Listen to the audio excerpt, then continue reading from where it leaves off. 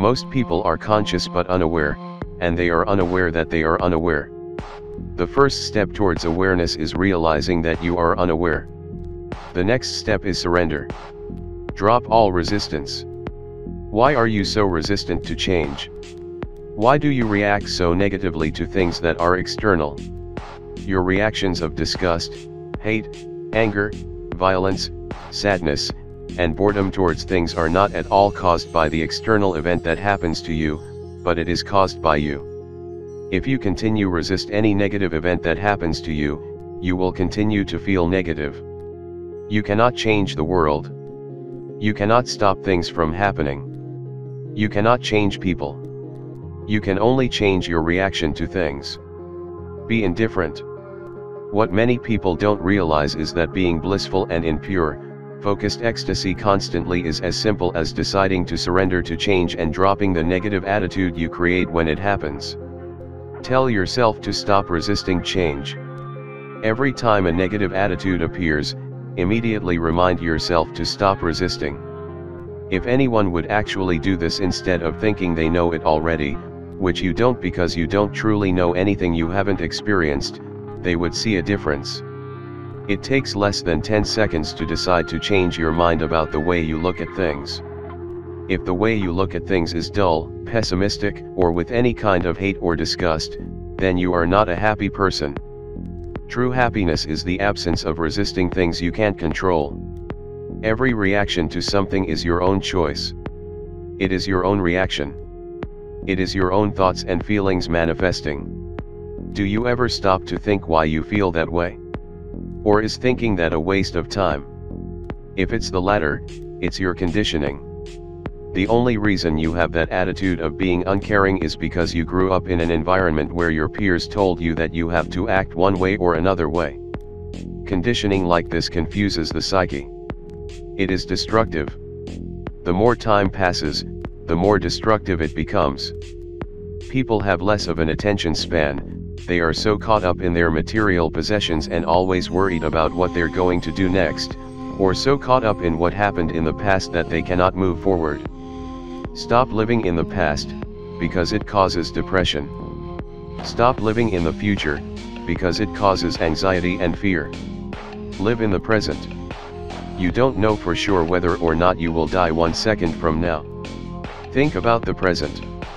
Realize that the present is no different than the past or the future. If you've ever sat down and thought about what the present is like, you would notice that you don't even know when the past starts or when the future starts. In the present, everything is there. It encompasses all.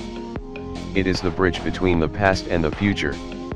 A good balance of past thought and future thought comes naturally when switching and holding the mind's focus on the present. A dropping of resistance will reveal your true nature. You will discover more about you than you ever knew. You will learn to think for yourself, rather than have others think for you. You will learn to be your true self and do things how you would do it rather than worry about what others' reactions would be. If you are not hurting anyone in any way, why should you care about what anyone else's reaction is? Those people are most likely unaware that they are unaware. Live out your truth. I want to end this with a common misconception. Changing yourself in this way does not mean that you don't think. It doesn't mean you lose individuality. In fact, the opposite happens. You become a walking, talking true version of yourself. You become a more compassionate version of you. A more loving, caring, kind, generous, peaceful, joyful version of you. You become comfortable with the fact that you cannot change anything or anyone in this world except for yourself. Find yourself first. Help others find themselves. Then, work together and progress.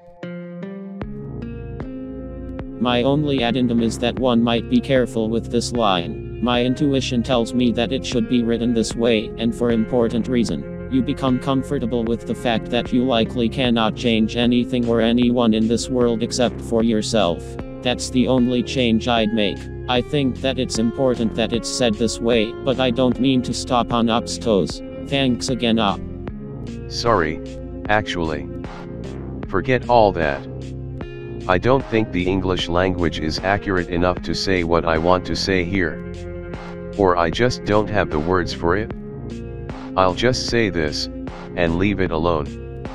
We seem to be both more powerful and less powerful than we think we are, at any given time. And maybe this too. If you are trying to change someone, you may have already lost your ability to. That's the best I can do.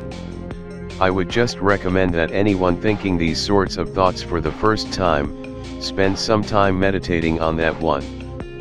I think it's trickier than it looks. That's all I got.